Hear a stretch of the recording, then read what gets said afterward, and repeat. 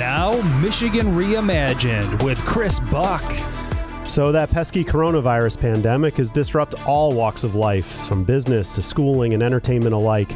But things seem to be opening back up, and we're finally getting closer to a new normal. And here to discuss an annual event that had to take a hiatus last year but is back on track for 2021 is the co-founder of the Capital City Film Festival, Mr. Cameron Gnass. Welcome, Cam. Hey, how you doing? I'm fantastic. So, Capital City Film Festival, talk to us a little bit about how and why the CCFF got started. Yeah, so we know there was a period of time where the film incentives in Michigan were a big topic. That's right. And, yes. The East Lansing Film Festival was happening, and a couple other festivals around the state, but none of them were doing what a couple people in town were hoping could be done for the creative community.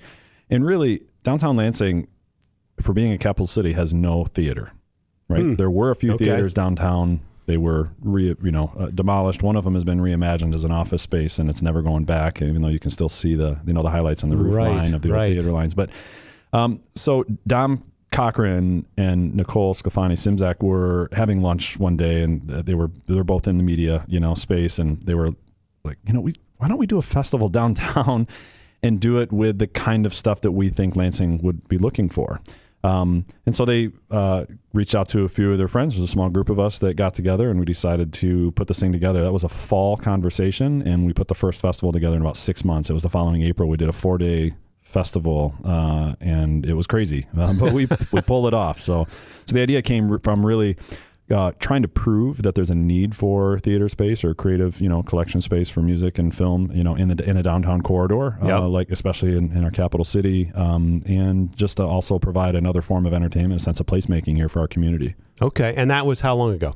Well, the math is fuzzy at this point because the last year and a half, but about 11-ish years ago. Right. Yeah. Okay, that was what my math told me too. So the first one was a fire drill, and you got nothing to lose, and maybe some money that you're throwing at it, I'm sure. But so you threw this together. How much different is it these days than it was year one? Yeah. So first year was 4 days. Then we were sneaking up on 5 days, and then to 6, and then to 7. And our last couple of years was a 10-day festival. So we moved it to being so music. Our little tag is film, music, and more. And the truth is that over the years we've added a comedy component to it. We've added I'm going to call it experimental exhibition space, right? So there's like new forms of, visual art or, content art or music art. So we've had a place called House of More that we've had open, which is kind of a free, open to the public, almost through the whole festival period. After shows, or, red carpet premiere. So we've added a lot of things over that time to expand it. But truthfully, with how many submissions we've had and the kinds of response we've had from people really all over the country coming to visit us, or even internationally, we've had people cross over from Canada and show up. Right. And we're like, a couple of years ago, hey, we're filmmakers, and we're like, okay, do you have a film in the festival? And yeah, we're from Toronto, and they didn't tell us they were coming, and it was one of the films we had selected, and they just showed up. They wanted to come see what was going on. So we have an international audience really, and in submissions from all over the place. So in fact, the last several years, we've had over 500 submissions from over 50 different countries each year. Okay. And that was kind of one of my follow-up questions. Yeah. Where do the films come from? Yeah. You're not playing Jaws and Poltergeist. No, in fact, all of the films we show are independent films. Okay.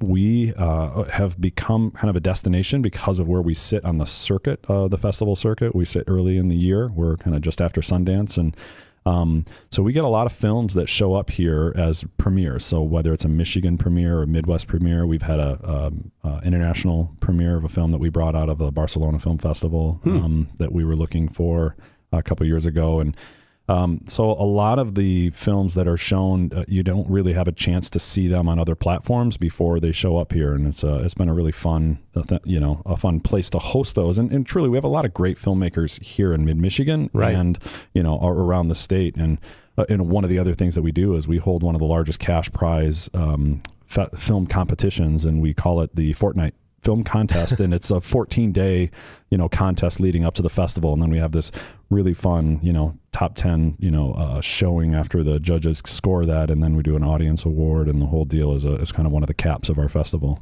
So it is a juried event. I mean, what that festival, that part of the festival is. The rest of the festival is not as juried as some of the other film festivals around the country or the world. Yeah. Okay. So what is presented, you would see at these other film festivals around the country. Yeah. It's just Lansing and Michigan's version of that. We've had several films show up to our festival, or even right before our festival, the filmmakers will say, hey, so we have to go off the festival circuit because we've been picked up for distribution. And so we will be sometimes the last run. We've had one go, get picked up by Sony. We've had stuff go to, some of the other streaming platforms. And so they get seen at these early festivals, the Sundances. They come to us, and then they go off festival circuit because they're moving on to these other platforms, and they have contract obligations to do so. So, through that festival, through the experience of those filmmakers, bringing stuff in, there's a magazine called Movie Maker Magazine, and they cover film festivals all around the world. And they named us a couple of years ago. They named us one of the top 25 film festivals in the world, and we had no idea it was coming. It wasn't a nomination or a submission. It was just based off of feedback from people when they do their film submissions, and the ratings that people have given us from coming to experience our little town or our big town here. And that was quite an honor, really, to be represented in that. And so it just shows kind of where we sit on that circuit, the kind of experiences that people have here, and what Lansing feels like to them. And I got to believe that 10 years, is still pretty young from there have got to be some that are the 50th anniversary or annual or whatever. And some that are new and starting up, and there's a lot of festivals that come and go. There's a lot of festivals that don't necessarily have the support maybe, or the community or behind putting it together. Not that the community doesn't come and support them, but it's a lot of work. And, and this is a volunteer-led festival primarily. The last few years, we've had the opportunity to pay people these kind of part-time temporary roles to help us be producers of the festival for special events or for certain things that we have going on. So we've had enough sponsorship to be able to pull that off. But for the most part, this is very volunteer-led, led by, it takes a lot of man hours to put this thing together. Well, I was going to ask, it usually takes many hands to pull one of these things off. Is it a sponsorship-driven thing? You talk about volunteers. Do you have any key organizations that funnel you people and funding to get this done? All of the above, really. We are, like I said, we're a festival created by a bunch of community members that were interested in the creative community putting this together. And so, like, my team comes in and we do a lot of the creative, development. We could do the campaign creation and the identity work for the festival. And we have other people come in from a logistics perspective, or sound, some of our music, stuff, and audio engineers and film engineers, visual engineers. We have so many great people from different organizations that come together, some of them on their personal time and others that get commitments from their actual business representation. And so one of our founding sponsors and founding developers is the City of Lansing. So we do this in coordination with the Lansing Public Media Center, and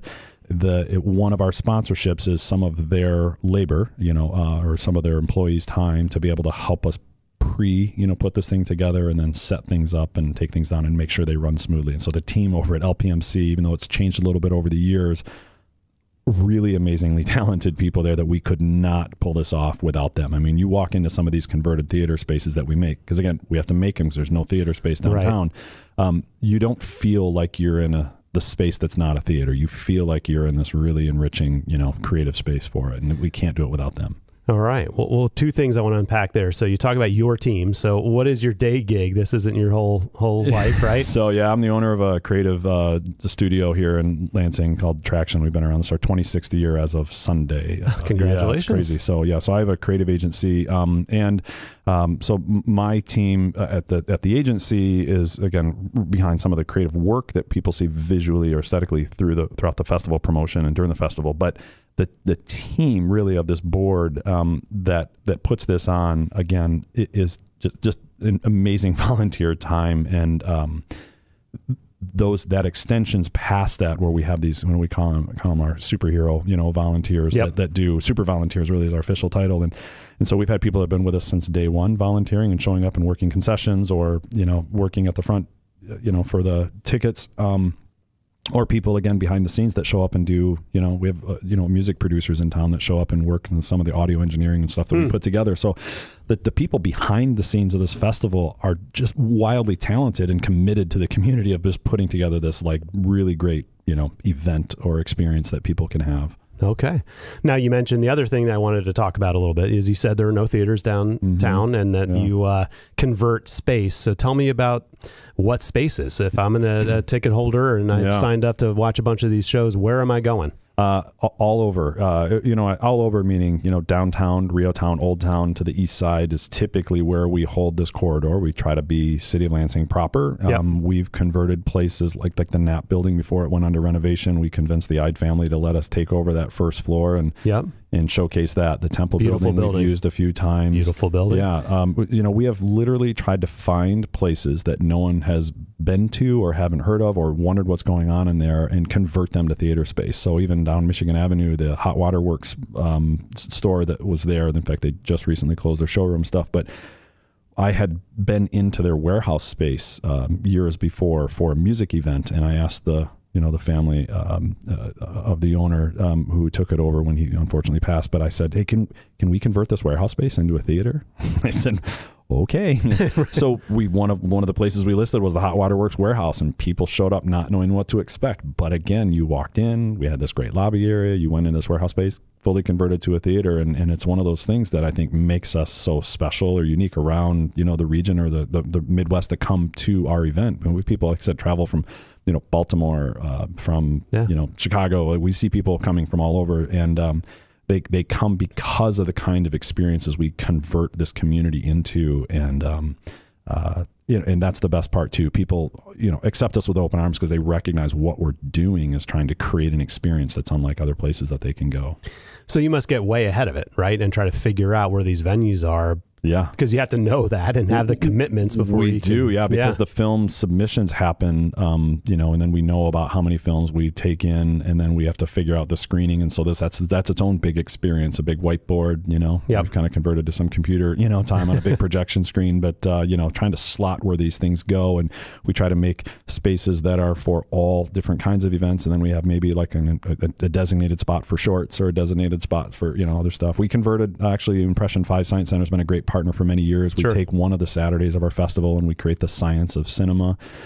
We convert one of their lobby or lower areas or rooms into an all-day theater on repeat for family-friendly, like a 20, 30-minute loop of 5 to 6 different family-friendly films, and that's free to the community to come in. And so we convert a place of the Science Center while the rest of the Science Center has a couple of special exhibits that are set up for people to understand, again, the science of cinema. We had Foley studios, we've had light studios in there, and so people can always look forward to that from a family entertainment pace too. Yeah, Eric Larson is usually very good at putting that all together. Yeah. So if you've never been to a film festival before, is like a certain show playing one time at this one place and you kind of pick where you want to go and you bounce around, or if you miss that showing, can you get to another one? How does that work? Yeah, we always leave a couple open slots towards the end because we have such a demand or sometimes a sellout, and people want to see the thing that they've heard about in our experience. Most of the time we have so many films, like I said, over 500 submissions. We try to slot as many as we can. We've had up to 70 films show before. Again, that does include shorts and stuff, but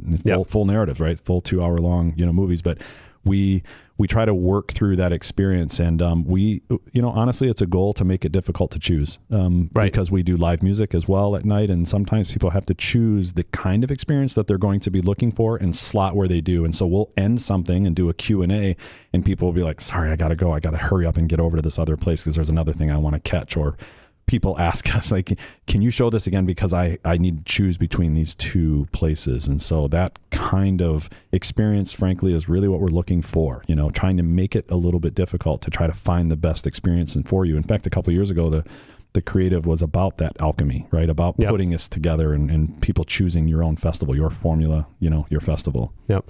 All right. I'm worried we're going to run out of time, so I want to get to forever. No. And you're right. Yes, we could. So when is it happening? Yeah, this year we're slotted for October 21st through the 30th. Okay. But we will turn around and go back to our regularly scheduled programming, and we'll be mid-April again. So we've been in April every year. Last year we obviously couldn't do it right away. We converted it to a 2-day festival of sorts. We did an outdoor kind of drive-in theater on one of the buildings downtown Lansing here, and then we also revealed or unveiled a kind of a temporary version of this permanent installation that we're going to open this fall, and that's a projection mapping project on the Comerica Bank building downtown. So that'll be a permanent art installation that the community gets to see. It'll run on loop every single night after it turns dark. And if no one's seen a projection mapping thing, it is unreal. I mean, the building comes to life. There's music. It's about 7 or 8 minute program, and you just stand there in awe watching it. And all of our visitors that are coming, or anybody from an outside community, or the downtown residents will be able to just walk and see a little 7 or 8 minute show and watch that experience. It's pretty awesome. So that'll be unveiled this year. We teased it last fall. Okay. So, yeah, we had 9 points. We called CCFF 9.5. Right. And then this year will be our official 10th annual. Got it. And so where can people learn more? At Capital City Film Festival's website or at all of our social handles. Just find us. We're the only Capital City Film Festival in the country. Fantastic. All right. So Capital City Film Festival comes back. It's going to be in October, and you can find it on all social platforms and web places. And we've been talking to the co-founder of the Capital City Film Festival, Mr. Cameron Gnass. Thanks for joining me today, Cam. It's been fantastic. Thanks so much for having us. Best of luck this year. Thanks.